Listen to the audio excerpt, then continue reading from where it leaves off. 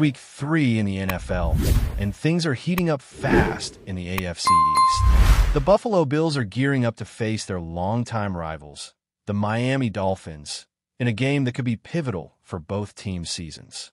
We're diving into every angle of this matchup, from head coaches and quarterbacks to playmakers and trends that could shape this Thursday night football clash. And make no mistake, this one's more than just another divisional game. It's about momentum, pride, and possibly jobs on the line. Let's start with the obvious. The Bills are rolling into this game undefeated. 2 wins, no losses. Victories over the Ravens, and the Jets have set the tone early, and Josh Allen is looking sharp. But perhaps more important than the scorelines is the way Buffalo has been winning. Efficient, opportunistic, and in control. On the flip side, the Dolphins are in full-blown crisis mode. And 0-2 start, including losses to the Colts and Patriots, has the team reeling. There's noise coming out of that Miami locker room, and not the good kind. Players-only meetings, whispers about Mike McDaniel's job security, and a team that looks like it's teetering on the edge of a meltdown. This will be the 124th meeting between these franchises. It's a rivalry that's gone through phases, iconic matchups, playoff implications, changing eras. Right now, the Bills have the clear upper hand. They've beaten the Dolphins in their last 6 games, 13 of the last 14, and 15 of the last 17. Buffalo doesn't just have Miami's number. They've basically memorized it. But every streak has a tipping point, and Thursday night could be where the tide turns or where it all falls apart for Miami. The Dolphins come into this game with a battered identity. Their offense, which was once known for speed and rhythm, now looks unsure of itself. Tua Tagovailoa, entering his 5th season, is putting up confusing numbers. His completion rate is high, 73%, but that doesn't tell the whole story. He's thrown for 429 yards through 2 games, with 3 touchdowns and 3 interceptions. But the advanced metrics paint a more troubling picture. He ranks near the bottom of the league in expected points added per dropback. He's throwing deep more often. 16% of his throws are 20 yards or more downfield. But his first read percentage has plummeted. Only 62% of his passes are going to his first read, down from over 70% in previous years. This is a quarterback built on rhythm and precision. Tua succeeds when he can make quick decisions, get the ball out fast, and let his playmakers do the rest. But through 2 games, the timing's off. His time to throw has ticked up to 2.41 seconds. That's still fast, but when you compare it to his 2.21 second from last year, it's a sign that he's hesitating. Worse yet, over 7% of his throws have been considered turnover-worthy, the highest rate in the league. That's not sustainable, and it's definitely not what you want to see from your franchise quarterback. There's also the issue of pressure. Tua isn't seeing a ton of pressure, just 23% of dropbacks, but when it comes, it's been brutal. Over half of the pressure he's faced has resulted in sacks. That number is absurd. League average sits somewhere between 15 and 20%.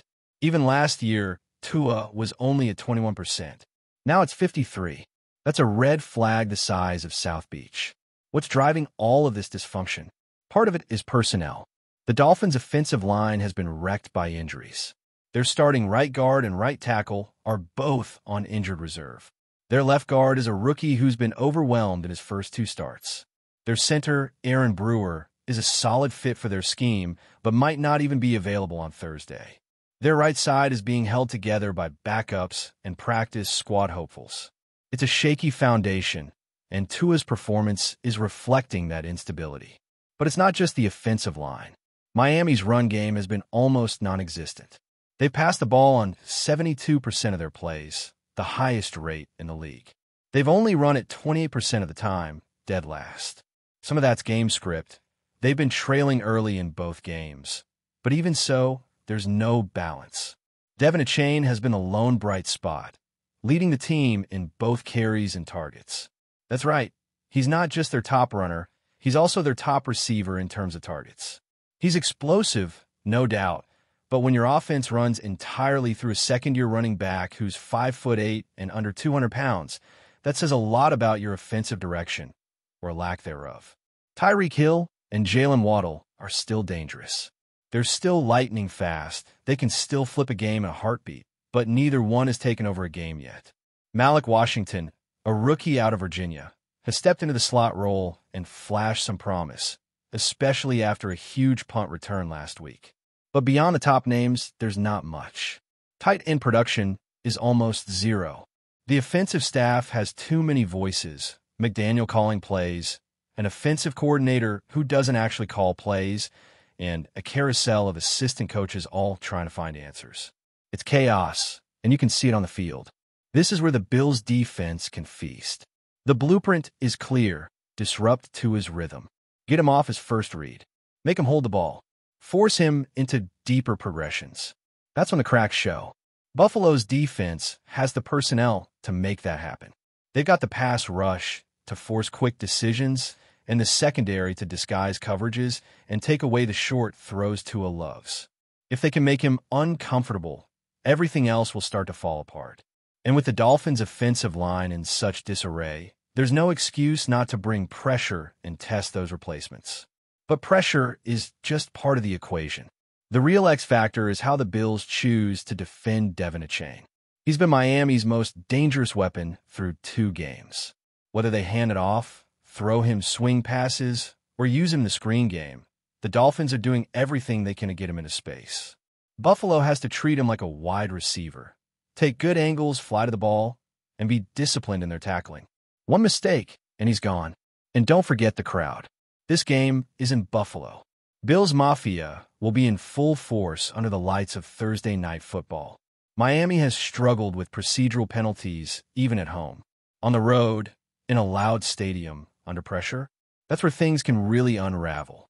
Delay of game, false starts, miscommunications, all of it adds up, especially for a team already on edge. This is a team on the brink. The Bills can push them over. There's a different energy in Buffalo this season. You can feel it. The team is healthy, the defense is disciplined, and Josh Allen looks more mature with the ball in his hands. He's not forcing plays like we've seen in the past. He's taking what the defense gives him and then unleashing that big play ability when it matters. That patience could be the key to breaking Miami early.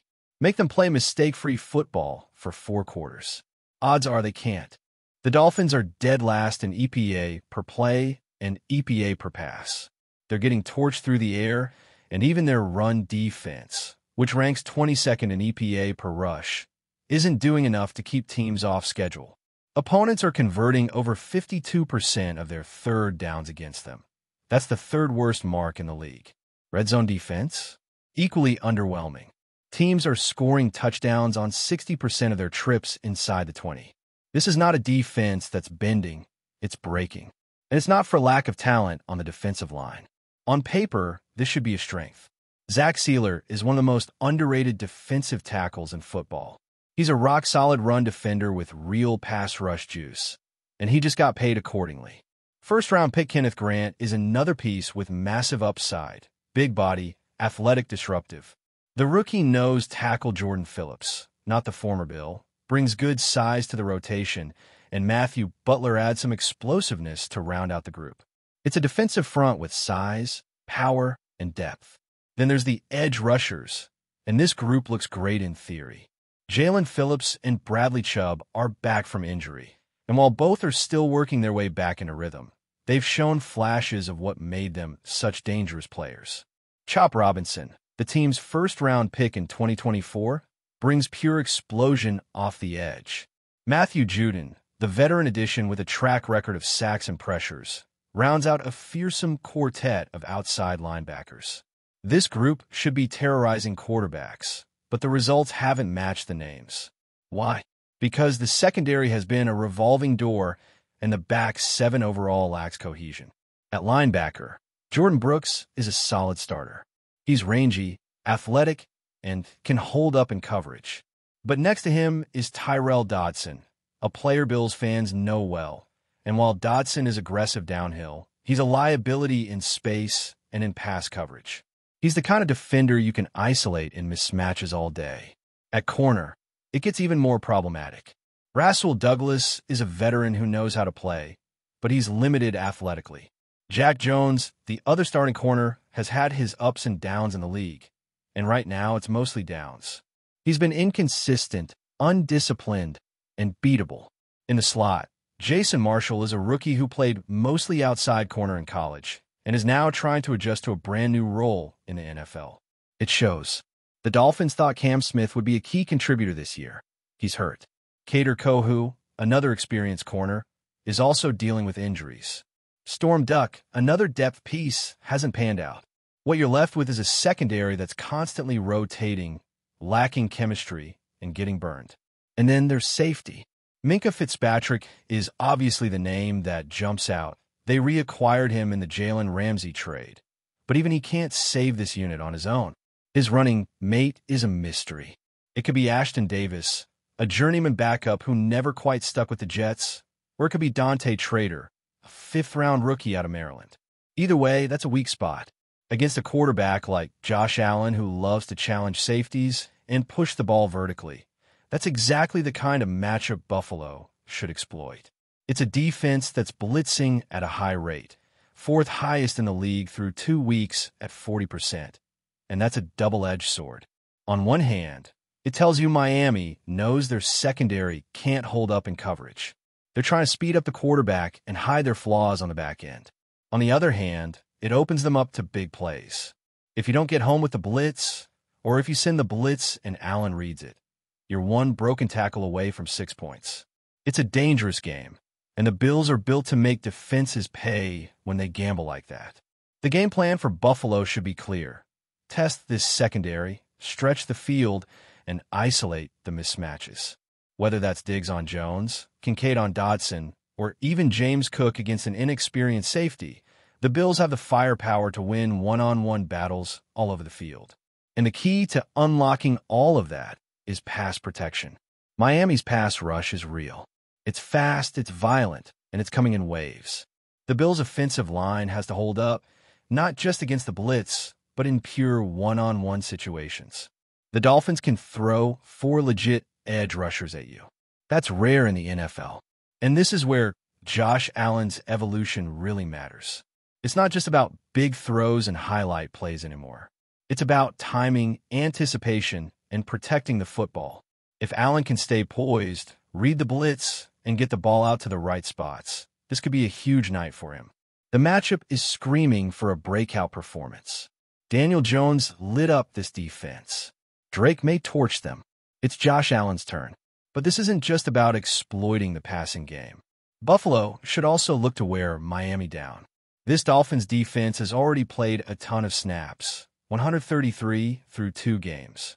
That's an enormous workload. By comparison, the Bills' defense has played only 98. Buffalo's offense can use tempo, balance, and physicality to grind Miami down over 4 quarters. Mix in the run game. Let James Cook, Latavius Murray, and the offensive line bully this front 7. Take the air out of the ball, control the clock, and make this defense work for every yard. This is where conditioning becomes a factor. Short week. Road game. A defense that's tired, injured, and out of sync. There's a real chance for the Bills to break Miami mentally and physically by the second half. This isn't just about winning. It's about sending a message. Before we dive back in, make sure to hit that subscribe button and give this video a thumbs up. Your support helps us keep delivering the latest Buffalo Bills updates straight to your screen. And hey, don't hold back. Let us know your thoughts on today's news down in the comments. Whispers are swirling around the NFL world this week as a bombshell remark from Buffalo Bills head coach Sean McDermott has set the rumor mill ablaze. During a tense post-practice press session, McDermott reportedly let slip, almost in frustration, "He's not playing with me anymore," when asked about one of the team's star players. The comment, vague yet loaded with implication, has fans and insiders speculating wildly about the future of one of the Bills' key contributors. Sources close to the organization suggest that the comment wasn't necessarily a formal benching, but rather a signal of growing tension in the locker room.